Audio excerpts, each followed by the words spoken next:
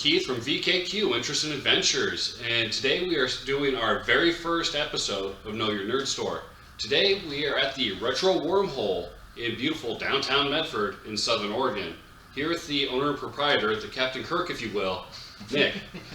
How you doing? Nice to meet you. Nice to meet you too. All right. First off, I want to thank you for taking the time out of your day so we can do this. I know you're close today and you're getting ready for a big thing tomorrow.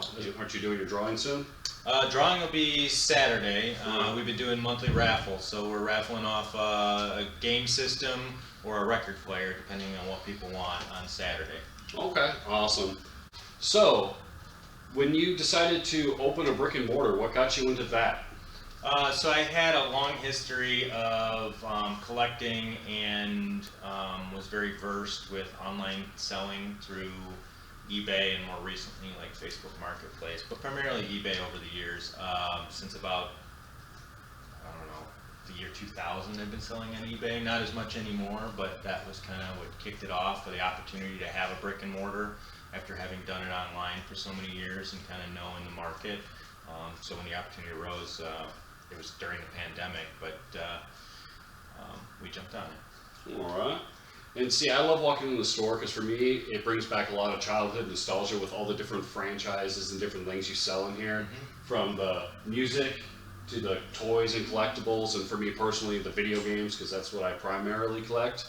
What would you say, as a collector yourself, would be your favorite thing to collect? My favorites are more franchise specific related, so my top three would be Ghostbusters, Star Wars, and Back to the Future. And there's some other stuff I like too, but not those are the three that have always drawn me in the most. Okay.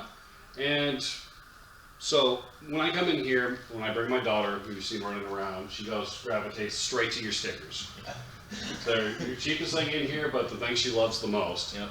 And those being on the lower end of the scale of your price range that can go all over the board, what would you say is your most priciest item in your store? So priciest, we've got a couple of original movie posters that are signed by some of the actors. I think one of them's Pirates of the Caribbean, one of them's Indiana Jones. A signed original movie poster can go from anywhere to $1,200 to $2,000 for the ones that we have. In terms of collectibles / toys, some of the Transformers, original Megatron that turns into a P-38 pistol is around a $500 item. For depending on condition, anywhere from $500 to $1,000. We have one of those, and then we have some vinyl records in here that are, in the $500 range. Last year, the most expensive thing we sold initially after we opened was I had a very rare Taylor Swift album, believe it or not, that sold for $750.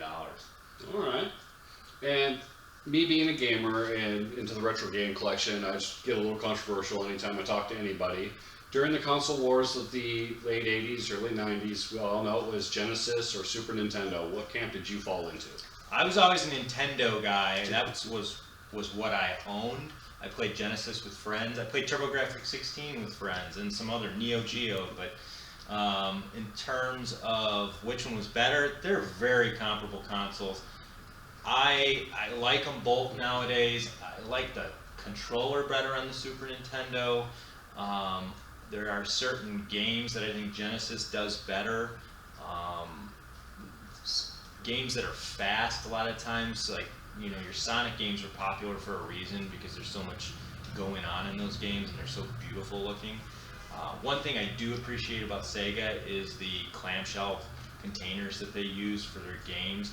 It's more likely to find a Sega game in a clamshell with the original directions than it is anything Nintendo, because Nintendo came in cardboard boxes. Most of the time the directions and anything else that came in there is gone. And I feel like we owe it to Sega that all of our games nowadays come in these clamshells and are more easily kept in order and preserved. All right.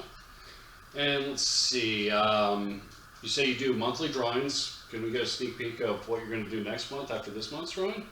So next month we're still figuring out. Okay. It'll basically, I can show you what we're doing this month, and then whatever doesn't get selected this month, the other half of it will carry over. But then I got to find something else to give that All right. that choice to. So everybody's going to have to stay tuned, figure that out. It's going to be a mystery. Just a few more questions. I know my wife told me I'm not supposed to buy anything while I'm here, but you wouldn't mind if I buy a game or two before I leave, right? Not at all. All right. And would you like to shout out your social media links and whatnot? I can drop them all in the description for you, but if you want to let everybody know how to get a hold of you. Absolutely. So you can check out retrowormhole.com. On our website, available for purchase is primarily new music, but you can also click through and go and just check out the store and some of the different things that we offer. Our primary social media platforms are Facebook and Instagram. Just search The Retro Wormhole. You'll see our logo. And we're looking at expanding into other platforms like TikTok, YouTube, etc. We have accounts for those. We just haven't leveraged them just yet. All right, and would you mind if I went around your store and did a quick tour, show everybody your wares? Sure. All right, well, thank you very much. Thank you. Appreciate it. Thank you.